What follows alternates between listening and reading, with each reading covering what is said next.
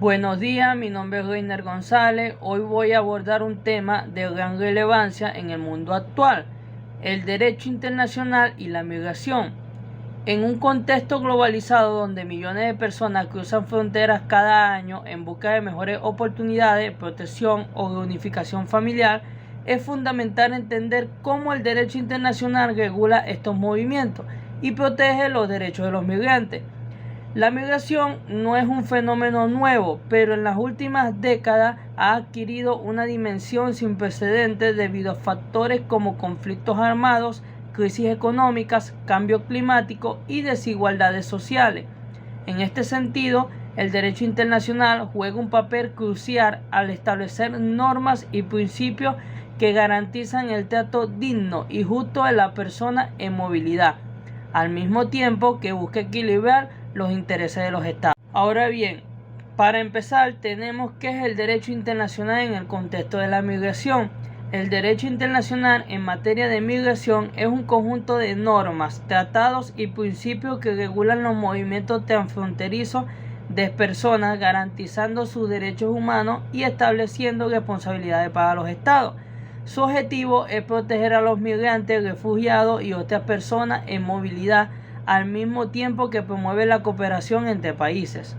Unos términos que hay que tener en cuenta son los siguientes: ¿qué es un migrante? Persona que se traslada de un lugar a otro, generalmente por razones económicas, laborales o familiares. ¿Qué es un refugiado? Persona que huye de su país debido a conflictos armados, persecución o violencia y que busca protección internacional. ¿Qué es una apátrida? Persona que no es reconocida como nacional por ningún estado, lo que limita su acceso a derechos básicos.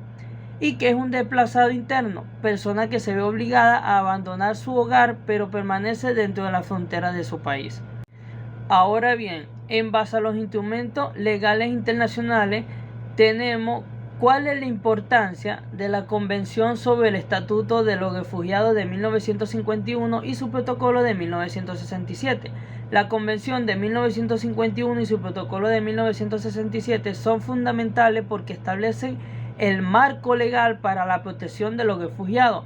Definen quién es un refugiado, sus derechos y las obligaciones de los estados para garantizar su protección, incluyendo el principio de no devolución que prohíbe devolver a un refugiado a un país donde su vida o libertad estén en peligro.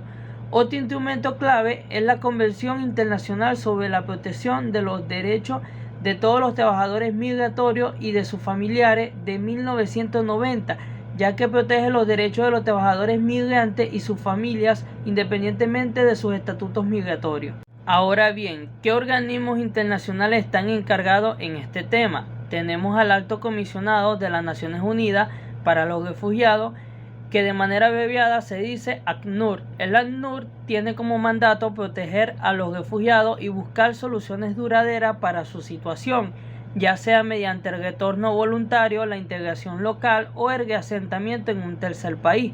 También brinda asistencia humanitaria y aboga por los derechos de los refugiados a nivel global.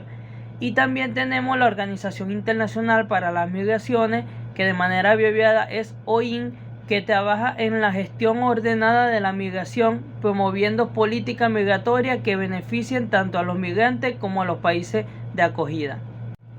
Actualmente también existen unos desafíos en el cual nos podemos preguntar lo siguiente: ¿cómo afectan las crisis humanitarias como guerras y desastres naturales a los flujos migratorios?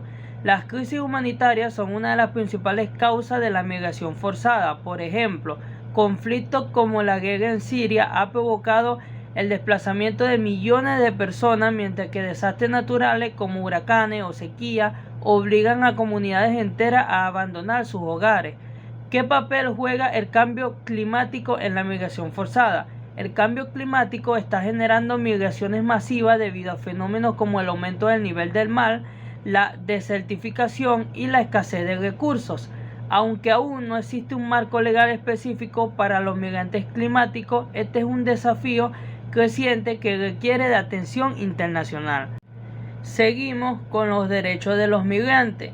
Los migrantes tienen derecho a la vida, la libertad, la seguridad personal, la no discriminación, el acceso a la justicia, la salud, la educación y condiciones laborales dignas.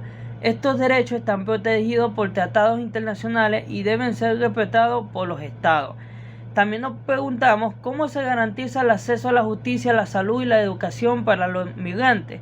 Pues los estados deben eliminar barreras administrativas y legales que impidan el acceso de los migrantes a estos servicios. Además, organizaciones internacionales y ONG trabajan para asegurar que los migrantes conozcan sus derechos y puedan ejercerlos. Ahora bien, ¿qué responsabilidad tienen los estados con respecto a este tema? Los estados tienen el derecho de controlar su frontera, pero también la obligación de respetar los derechos humanos de los migrantes. Esto implica crear políticas migratorias que sean justas, humanas y basadas en el derecho internacional. Los estados pueden abordar las causas profundas de la migración irregular, como la pobreza y la violencia, mediante la cooperación internacional. También pueden crear vías legales y seguras para la migración, reduciendo así la necesidad de recurrir a rutas peligrosas. Ahora bien, un claro ejemplo de la migración que ya lo mencioné pero no lo profundicé sería la crisis migratoria en Europa en 2015, cuando más de 1 millón de personas, principalmente refugiados sirios, llegaron a Europa huyendo de la guerra. Aunque algunos países mostraron solidaridad, otros cerraron su frontera, lo que generó tensiones y desafíos en la aplicación del derecho internacional.